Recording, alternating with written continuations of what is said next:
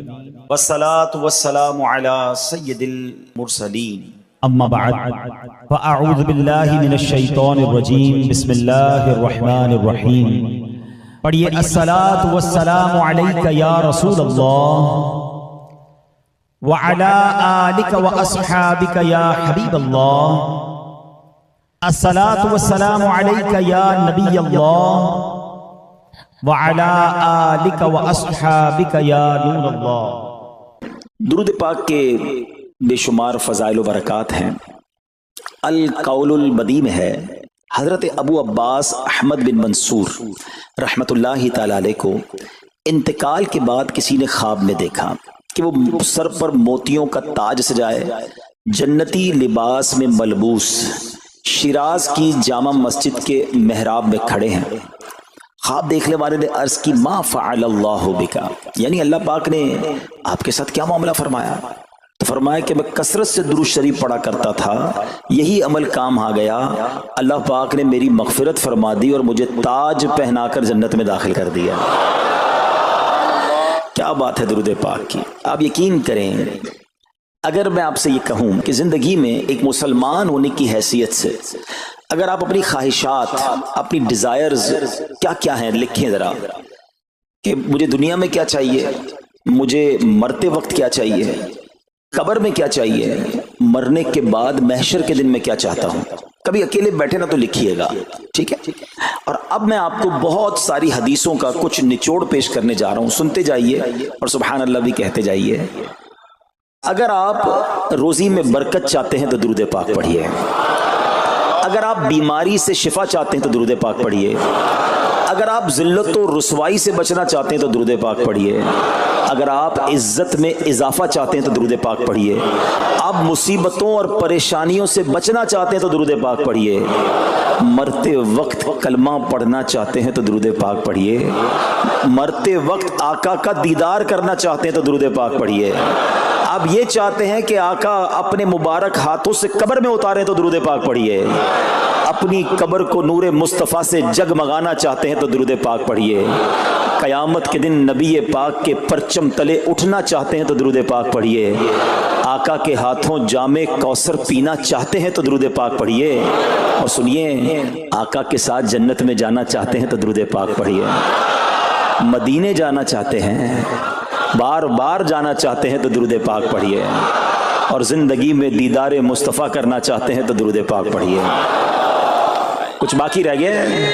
اللہ اکبر یا رسول اللہ، مجھے بتائیے اور کچھ باقی رہ گیا ہے؟ ایک مسلمان ہونے کی حیثیت سے what ever I need in دنیا اور ان ہیئر آفٹر، دنیا اور آخرت میں جو کچھ چاہیے، روزی برکت والی زندگی، عزت والی، پریشانیاں دور ہو جائیں، بیماریاں دور ہو جائیں، ذلت و رسوائی سے بچا رہوں، ایمان والی موت ملے، جب تک زندہ رہوں مدینے آتا جاتا رہوں، آقا کی دید کرتا رہوں، آقا جنت میں ساتھ لے جائیں، اب کچھ باقی بچتا ہے؟ اب یقین کریں میں نے اپنی طرف سے نہیں بتایا، یہ جن کا کچھ مطالعہ ہے تو ان کو یاد آ رہا ہوگا کہ اس ہر جملے کے پیچھے کوئی نہ کوئی ایک روایت یا کوئی نہ کوئی حدیث موجود ہے، یعنی یہ سارے انعامات دنیا کے، قبر کے، حشر کے، یہ سارے انعامات نبی پاک نے درود پاک کی فضیلت میں بیان فرما دیے ہیں۔ یہ ایسے ہی شاعر نے نہیں کہا کہ ہر درد کی دوا ہے صلی علی محمد، تعویذ ہر بلا ہے صلی علی محمد صلی اللہ علیہ وسلم۔ پھر کیوں نہیں پڑھتے؟ یعنی اتنے سارے مسئلے حل ہو جائیں ایک ہی وظیفے سے۔ لوگ پوچھتے رہتے ہیں کوئی وظیفہ بتا دیں، روزی میں برکت کا بتا دیں، پریشانی دور ہو جائے بتا دیں، مدینے کا کوئی وظیفہ بتا دیں، تو یہ سارے وظیفے درود پاک میں چھپے ہوئے ہیں۔ پکڑ لو نا درود پاک، پھر دیکھیں اس کی کیسی برکتیں آپ زندگی میں دیکھیں گے، آپ کا چہرہ شاش بشاش ہو جائے گا، آپ کی طبیعت فریش ہو جائے گی، آپ کو مزے کو مزہ آ جائے گا۔ بس درود پاک کی کثرت پڑھتے رہا کریں، پڑھتے رہا کریں، انشاءاللہ برکتیں ہی برکتیں۔ میں بھی نیت کروں، آپ بھی نیت کریں۔ ایک اور خوبصورت بات بتاؤں، جو بڑی خوبصورت آیت ہے، میں سمجھتا ہوں شاید دنیا بھر کے عاشقان رسول کو یہ کم از کم آیت تو سب کو یاد ہوگی۔ کون سی آیت؟ ان اللہ وملائکتہ یصلون علی النبی یا ایھا الذین آمنوا صلوا علیہ وسلموا تسلیما. مل کر درود پاک. اللہم صل علی سیدنا و مولانا محمد طب القلوب ودوائها وعافیت الابدان وشفائها ونور الابصار وضیائها وعلی آلہ وصحبہ وبارک وسلم. اب یہ جو آیت درود ہے نا شعبان کے مہینے میں نازل ہوئی ہے، تو چلو نیت کر لیں انشاءاللہ اب سے روزانہ کثرت سے درود پاک پڑھیں گے انشاءاللہ. آئیے مل کر محبت کے ساتھ ایک بار پھر درود پاک. صلو علی الحبیب صلی اللہ تعالی علی محمد صلی اللہ علیہ وسلم. مشہور صحابی حضرت ابو ہریرہ رضی اللہ تعالیٰ عنہ فرماتے ہیں کہ ایک مرتبہ میں رسول اکرم نور مجسم صلی اللہ تعالی علیہ وآلہ وسلم کی اقتداء میں نماز عشاء پڑھ کر واپس جا رہا تھا. میں نے دیکھا کہ ایک عورت اپنے آپ کو پوری طرح ڈھانپ کر سڑک کے ایک کنارے پر کھڑی ہے اور اس نے مجھے پکارا کہ اے ابو ہریرہ ذرا میری بات سنو. آپ کہتے ہیں میں قریب گیا، میں خلاصہ عرض کر رہا ہوں. تو اس عورت نے کہا کہ مجھ سے بہت بڑا گناہ ہو گیا ہے، کہ میری توبہ قبول ہوگی؟ حضرت ابو ہریرہ نے اس سے سوال کیا کہ کیا گناہ ہو گیا؟ اس نے گناہ کی تفصیل بتائی، کافی بڑا گناہ تھا. آپ نے کہا کہ تو ہلاک ہو گئی اور تو نے دوسروں کو بھی ہلاکت میں ڈال دیا، اتنا بڑا گناہ کیا، اب تم توبہ کی امید رکھتی ہو؟ اللہ پاک کی قسم تیری توبہ قبول نہیں ہوگی. جب آپ نے یہ کہا تو وہ عورت خوف خدا سے کانپنے لگی اور اتنا زور سے کانپی کہ کانپتے کانپتے وہ بے ہوش ہو گئی. آپ نبی پاک کی بارگاہ میں آ گئے. اب آپ کو خیال آیا کہ یار میں نے اس کو کہہ تو دیا، مگر میں نے اللہ کے نبی صلی اللہ تعالی علیہ وسلم سے مشورہ تو نہیں کیا، پیارے آقا سے پوچھا تو نہیں. اب آپ نبی پاک علیہ السلام کی بارگاہ میں آئے اور آقا سے عرض کی کہ حضور ایسا ایسا ہوا اور ایک عورت مجھے ملی اور اس نے مجھے اپنا گناہ بتایا. میں نے کہا اتنا بڑا گناہ، اب تیری توبہ قبول نہیں ہوگی.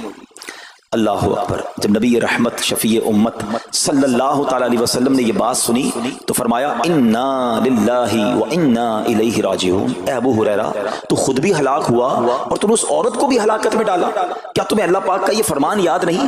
پھر نبی پاک علیہ السلام نے قرآن مجید فرقان حمید کی یہ آیت تلاوت کی. ذرا غور سے تلاوت سنیے گا.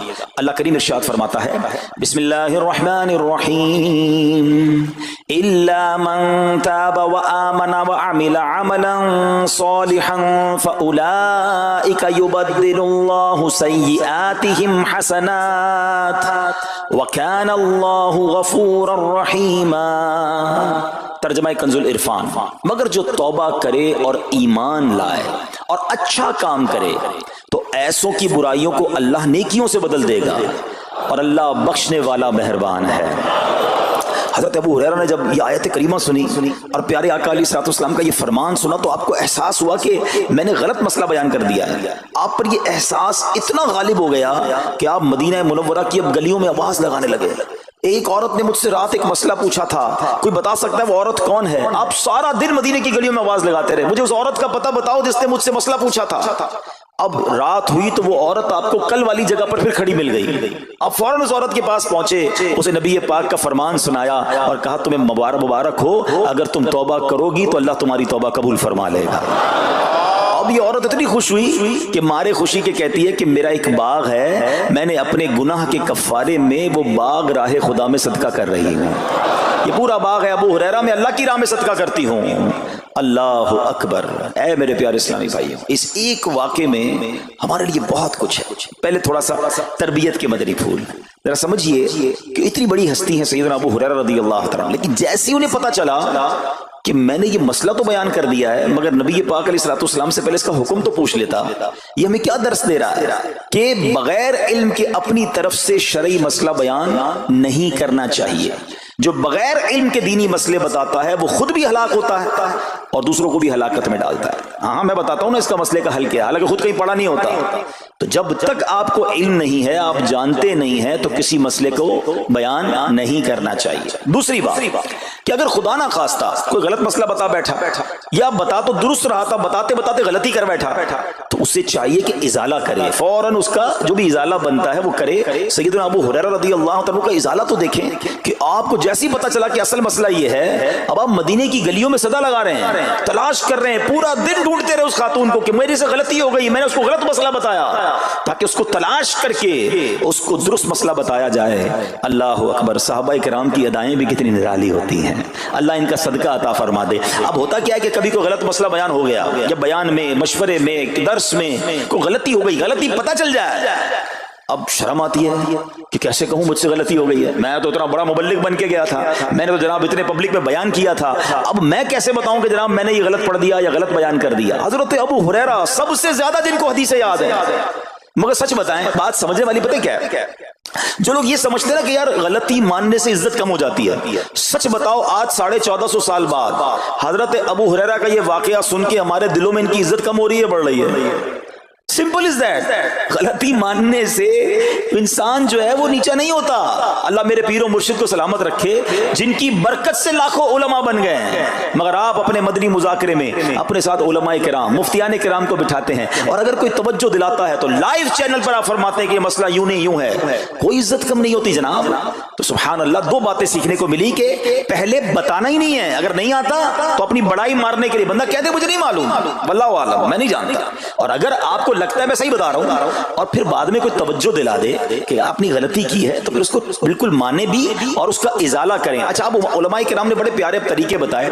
پہلے تو ظاہر یہ تھا کہ بھئی پبلک میں بیان کیا تو پبلک میں جا کر یا گلیوں میں جا کر آپ نے اعلان کیا، اب تو سوشل میڈیا کا زمانہ ہے، کچھ ویڈیو بنا کے ڈال رہے ہوتے ہیں، انسٹاگرام تو ٹویٹر تو پتہ نہیں کیا کیا چیزیں، موبائل فون، فیس بک، یوٹیوب، تو اب غلط غلط مسئلے لوگ شیئر کر رہے ہیں۔ ایک یہ بڑا مسئلہ پتہ کیا ہو گیا، ہمارے موبائل پہ جیسے ہی کوئی ویڈیو کلپ آیا، کسی کا بھی آیا، یا کوئی پوسٹ آ گئی، کوئی فضیلت ہی آ گئی، نہ چیک کرنا ہے نہ کچھ کرنا ہے، اس کو فوراً فارورڈ کر دینا ہے۔ حالانکہ اس میں بعض اوقات غلط مسئلے ہوتے ہیں، بعض اوقات غلط حدیثیں ہوتی ہیں، ہمیں پتہ ہی نہیں ہوتا، ہم سمجھتے ہیں آگے شیئر کر دیں۔ اچھا، شیئر کرنے والوں کو بھی بڑا مسئلہ ہے، اگر کوئی وظیفہ، کوئی نفل، کوئی بھی چیز ہے، خود پڑھنی نہیں ہے، آگے 100 لوگوں کو بھیج دینی ہے، پہلے خود تو پڑھو۔ اچھا، خود بھی پڑھنے سے پہلے کہاں چیک کروایا؟ تو پلیز، یہ شریعت کے معاملات ہیں، اس میں بڑی غلطی ہو سکتی ہے۔ تو اگر آپ کو کوئی بھی چیز شیئر کرنی ہے تو بیسٹ آپشن یہ ہے کہ dawat-islami.net، یہ دعوت اسلامی کی ویب سائٹ ہے، اس پر ایک گیلری کا آپشن ہے، آپ وہاں جائیے، وہ مفتیان کرام سے چیک ہوئی پوسٹیں پڑی ہوئی ہیں، آپ وہاں سے پوسٹ